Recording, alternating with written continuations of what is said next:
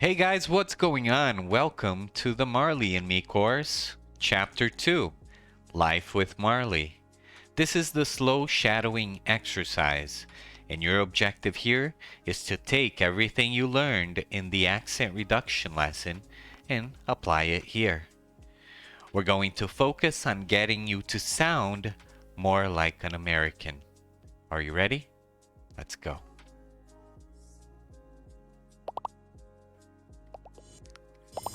I'm now going to read syllable by syllable. When Jenny came back from Disney World, she played with Marley too. She held him and petted him. She got up in the night and took him outside. Most of all, she gave him food. Marley ate 3 large bowls of puppy food every day. He got bigger all the time. His head and his paws were very large, and his tail was thick and heavy. When he wagged his tail, he pushed everything onto the floor. Magazines and glasses and photos. Marley loved to grab things and hold them in his mouth. He grabbed things from the floor and from the dining room table. He grabbed shoes, pens, bottle tops, and many other things. Alright, what have you got this time? What have you got this time? I asked.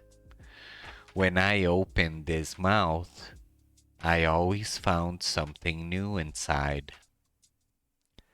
Every morning, I took Marley for a walk on the beach. Then I put him in the garage with a bowl of water and some playthings. After that, I went to work. I always said, "Be a good boy, Marley." Jenny came home at lunchtime and gave him food. In the evenings, we took Marley down to the beach again. But our walks weren't easy. Marley ran in front of us and pulled on his leash. We pulled him back. Then he pulled us again. He went this way and that way, and he sniffed everything. We tried to teach Marley, "Come, stay, sit, down." No, but he didn't listen to us. He wasn't obedient.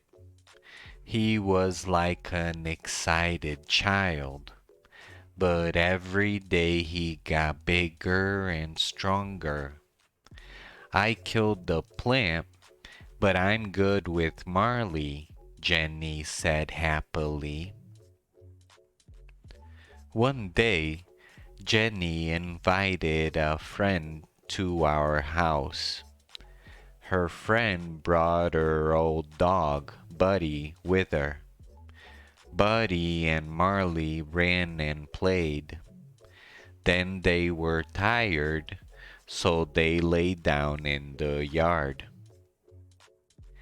Some days later, Jenny was with Marley when she said, "Come and look at this, John." I looked, and I saw something small and black in Marley's fur. "Oh no," I said. "Marley has fleas." They were on his paws, inside his ears, and under his tail. Buddy had fleas and he gave them to Marley, said Jenny angrily. She ran out and got into her car. Half an hour later, she came back with bags of chemicals. First, she washed Marley's fur with the chemicals. Then she put 'em in the garage and cleaned the house carefully. I cleaned the yard. Every day after that, we looked in Marley's fur, but we couldn't see any more fleas. Some weeks later, Jenny said, "John, I'm going to have a baby." "That's wonderful," I said. I was very happy. We were ready for a baby now. Then Jenny said, "But will those chemicals be a problem?" "What chemicals?" I asked. "What do you mean?" "Don't you remember? I used very strong chemicals when Marley had fleas. They can't be good for a baby," she said. She talked to her doctor about the chemicals. "It's all right, Jenny," he said.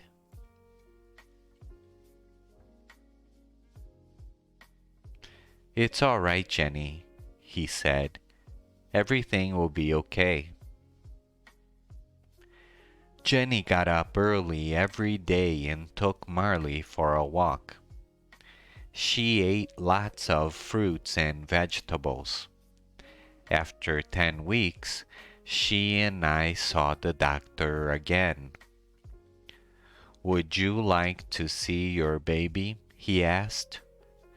"Yes, please," we said. We felt very excited. The doctor took us into a room at the back and Jenny lay down. He moved something over Jenny. On a machine next to him, we could see something like a small gray bag, but we couldn't see a baby inside. "Is there anything in there?" asked Jenny. After a time, the doctor said quietly, "I'm very sorry, Jenny. Your baby's dead." I felt sick. I sat and held Jenny's hand. We didn't say anything for a long time. When the doctor left, I put my arms around my wife.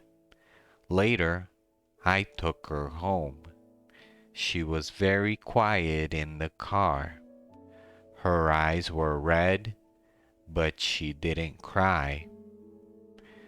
Back home, Jenny went into the dining room and sat down quietly on a chair. I got Marley from the garage. He was very excited. He jumped up and wagged his tail. He wanted to play. "Not today, Marley," I said sadly. Marley ran into the yard. He came back into the house and drank water from his bowl. Then he ran into the dining room and I followed him. But at the door of the dining room, I stopped. I saw a wonderful thing. Marley stood quietly in front of Jenny with his tail between his legs. He put his big head on her legs.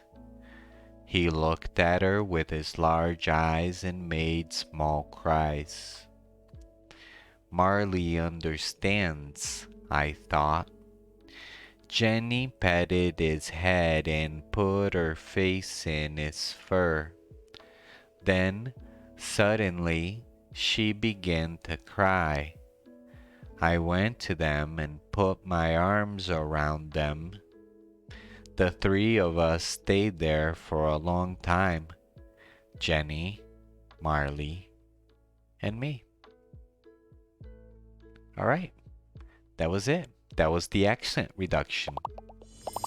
Actually, no, that was the slow shadowing. Slow shadowing. What you did is you used what you learned in the accent reduction lesson and you applied it here. How did you do? Was it easy for you to sound like an American? Great.